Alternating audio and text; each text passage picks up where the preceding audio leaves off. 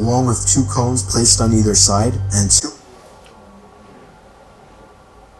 I smell bullshit.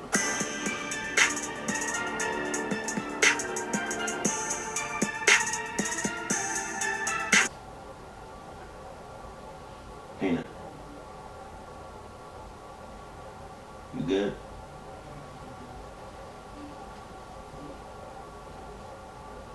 Yeah. Fuck, I love you so much. 11 years. This dog, going strong. Nothing wrong with him. He's just old as a motherfucker.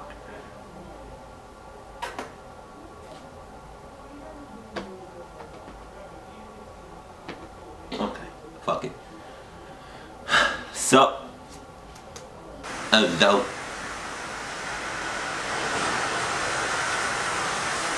Right. I didn't even hear Peanut move. A man and woman went to Las Vegas for their honeymoon and checked into a suite at a hotel. Right. When they got to their room, they both detected a bad odor. The husband called down to the front desk and asked to speak to the manager. He explained that the room smelled very bad and they would like another suite. Ew. The manager apologized and told the man that they were all booked because of a convention. He offered to send them to a restaurant of their choice for lunch, compliments of the hotel, and said he was going to send a maid up to their room to clean and to try and get rid of the odor. Right. After a nice lunch, the couple went back to their room. When they walked in, they could both still smell the horrible odor. Again, the husband called the front desk and told the manager that the room still smelled really bad. The manager told the man that they would try and find a suite at another hotel. He called every hotel on the strip, but every hotel was sold out because of the convention. Right. The manager told the couple that they couldn't find them a room anywhere, but they would try and clean the room again. The couple wanted to see the sights and do a little gambling anyway, so they said they would give them 2 hours to clean and then they would be back. When the couple had left, the manager and all of the housekeeping staff went to the room to try and find what was making it smell so bad. They went through the entire suite and found nothing. So the maids put in new sheets, new towels, took down the curtains and put new ones up, cleaned the carpet, and cleaned the suite again using the strongest cleaning products they had. Okay. The couple came back 2 hours later to find the room still had a bad odor. What the fuck? The husband was so angry at this point, he decided to find whatever the smell was himself. So he started tearing the entire suite apart. As he pulled the top mattress off the box spring of the bed, he found a dead body of a woman.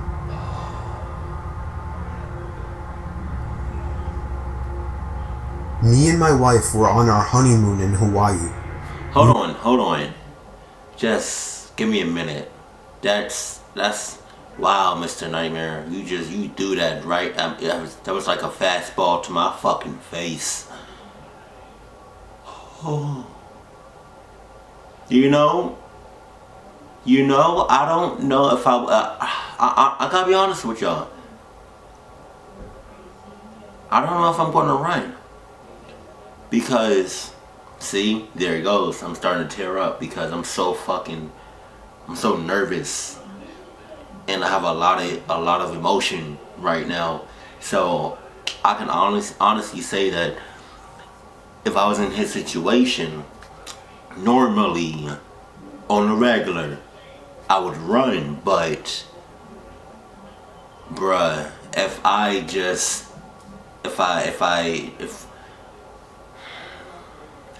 was in his situation, I might just freeze. I don't know. Yes, I have.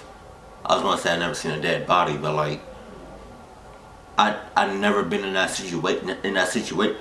See, now I'm starting to stutter. Y'all already know how I am with that shit. Like I'm feeling a lot right now.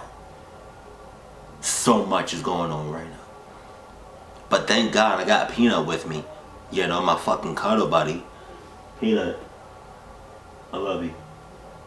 I hope y'all got a cuddle buddy with you watching this right now, because if you don't, you're fucked. Oh, fuck. I got the chills like a motherfucker, but let's keep going. On the island of Oahu, sitting on the beach, My wife got up to go to the bathroom, and when she got back, she told me that there was a creepy man watching her walk into the bathroom, and when she tried to walk out, he blocked her path. She only got away because there were 2 other people walking into the bathroom, so he got out of the way. I asked her what the man looked like, and she looked over, but unfortunately, she said he was gone.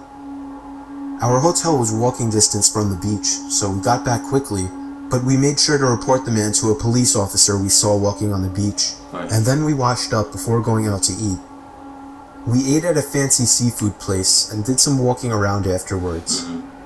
Close to midnight, we finally went back to the room and began to wind down. Then we got a knock at the door. I looked through the peephole of the door and saw a man in a maid uniform standing outside. I opened the door and he immediately tried to let himself in. I pushed him back a bit, asking him what he wanted. He told me he left something in the room while cleaning earlier and needed to get it out. Bullshit. The only thing, we left the do not disturb sign on the door all day.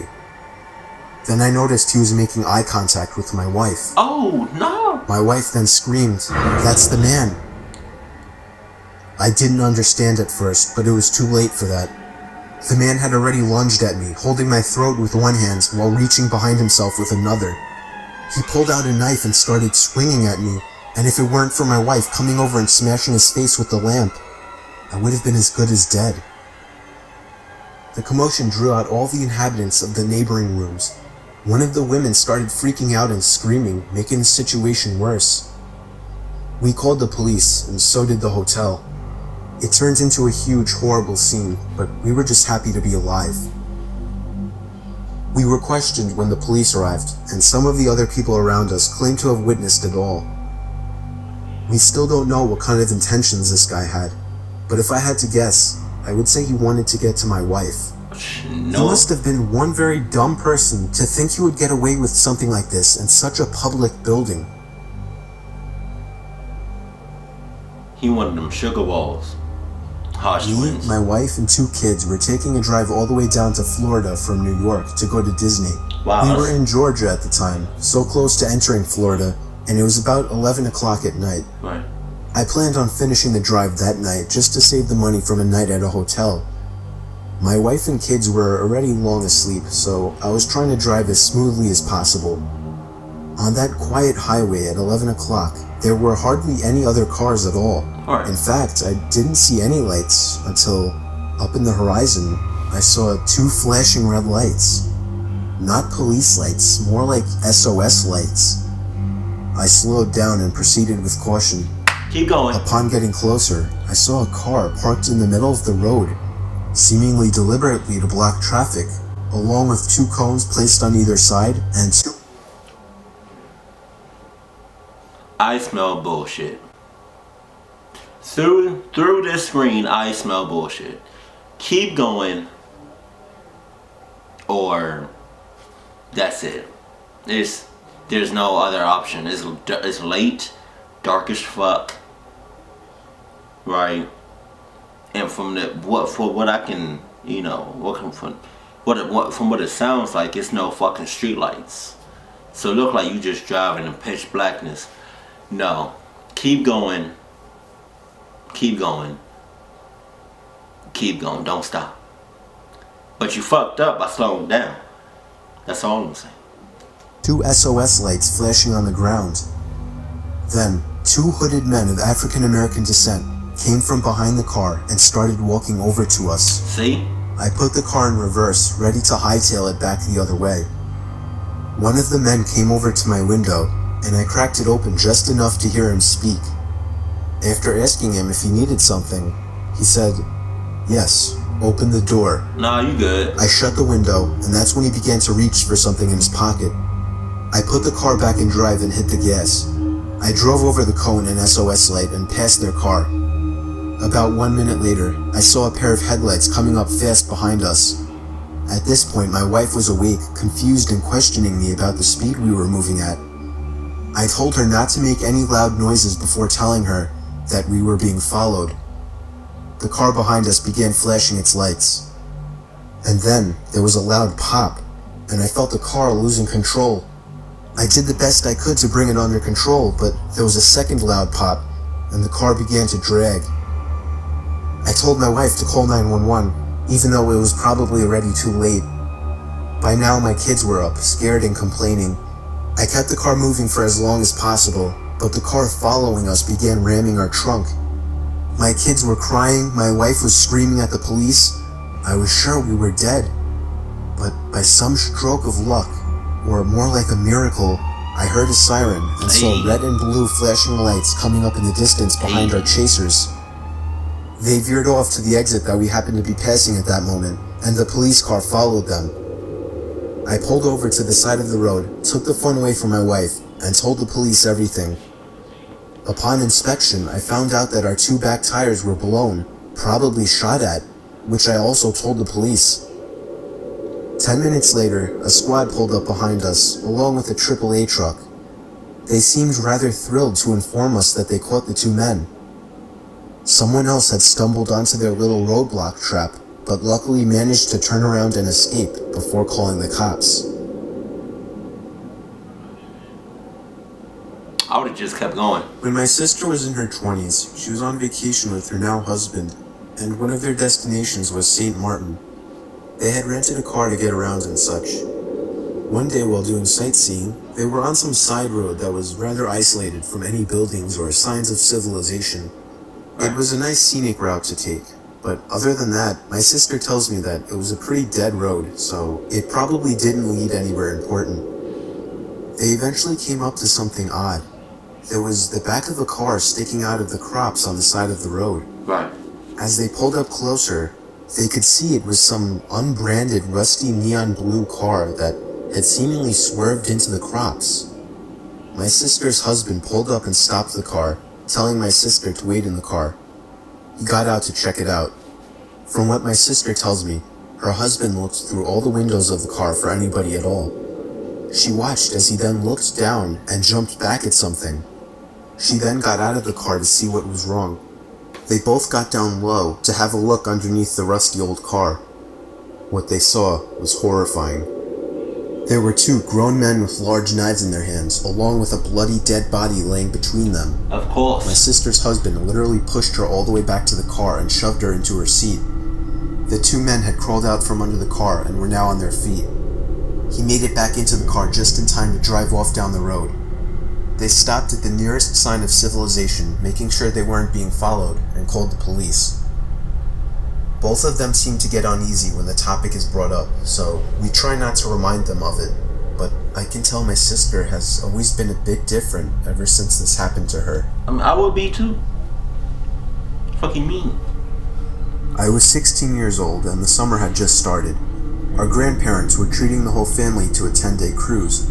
It was a Royal Caribbean cruise, and we were going to Florida and the Bahamas. It was me, my 2 brothers, my sister and her boyfriend, my parents, my aunt and uncle, my 2 cousins, and my grandparents. I spent most of my time hanging out with my older brother, Rob, who was 20. We got to share a room together, even though it really wasn't allowed. We just claimed that our dad was staying with us in that room. So one night, me and my brother were in the nightclub of the ship. I snuck in using someone else's ship ID card. When I was in there, I noticed some older, creepy-looking man sitting by the wall, and I was sure he was staring intently at me. Right. I made a point of moving around to see if he was really looking at me, and his head turned to face me wherever I went. I was feeling really uncomfortable, so I left right then and there. I coincidentally found my sister and her boyfriend sitting by the bar outside of the club.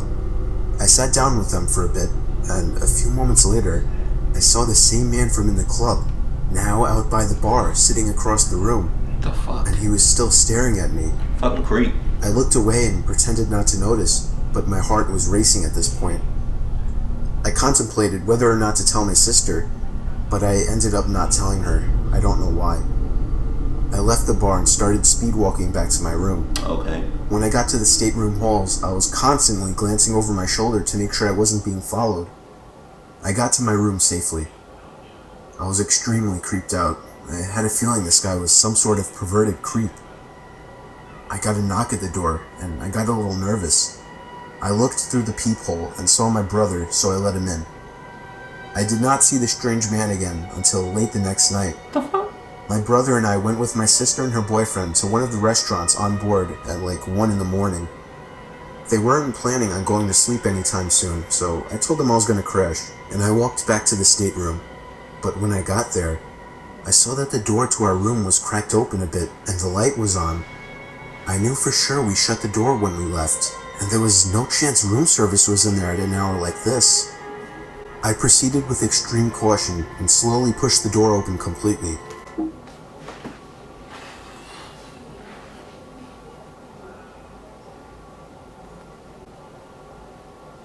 What are the chances? It's the old man. Huh? What are the fucking chances? The chances are pretty goddamn high, I'll tell you that much. You know? Fuck.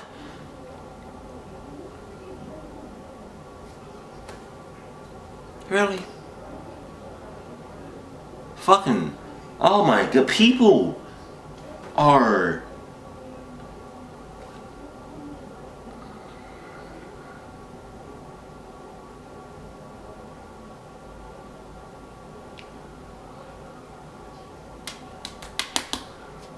That shit hurts.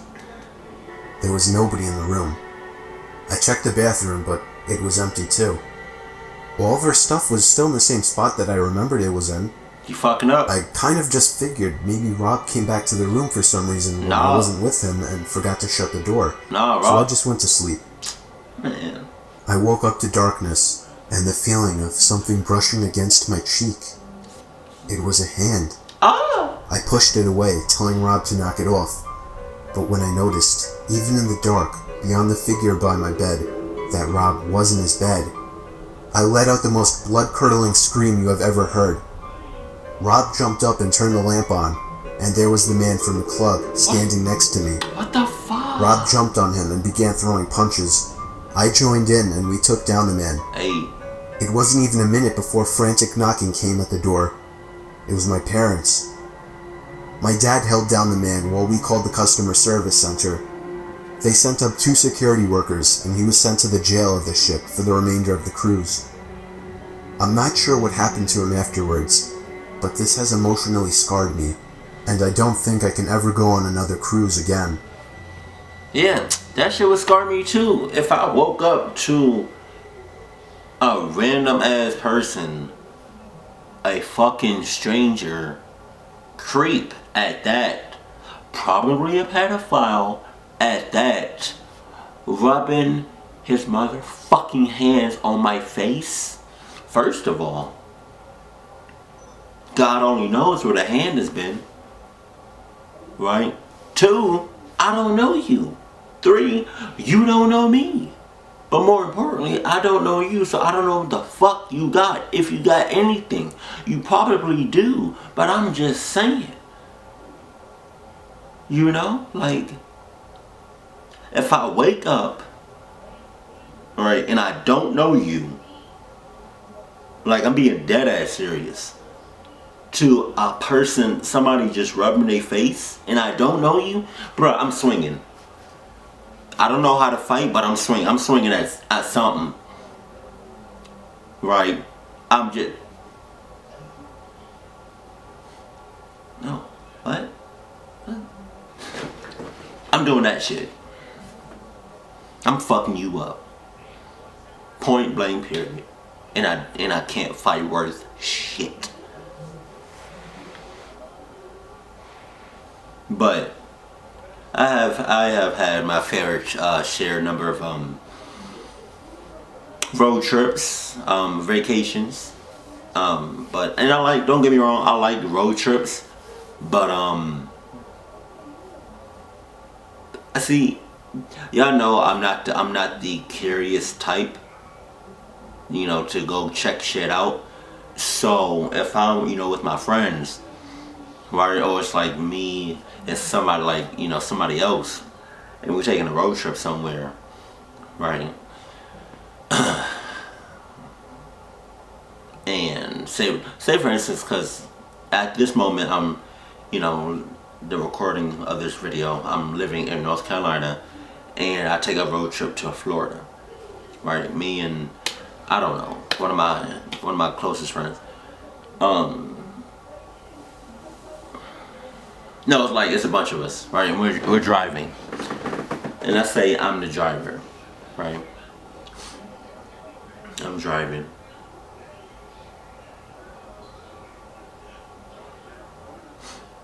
Oh, what? Oh, damn, somebody car broke down. Right. Okay. Oh, shit, that's damn. I feel sorry for him. Bye. Yeah, I'm gonna keep driving. Even if I knew how to fix a car, like, or a flat tire, I'm not about to help you out, especially at night. I'm gonna look at you, and that's about it. That's it. I'm sorry. I mean, I love you, but I'm not about to, especially, no. I'm sorry. I love you, but I can't take that chance. I just can't. You might fuck my shit up. I don't know you. Sorry. But hey, some people, may help other people, on the side of the street, late at night, dark as fuck, no street lights, pitch blackness. You may help the person. Then again, I'm not, but hey, I love my life. That's all I'm saying. But hey, keep cool, keep classy, and I love you. Stay happy, my family.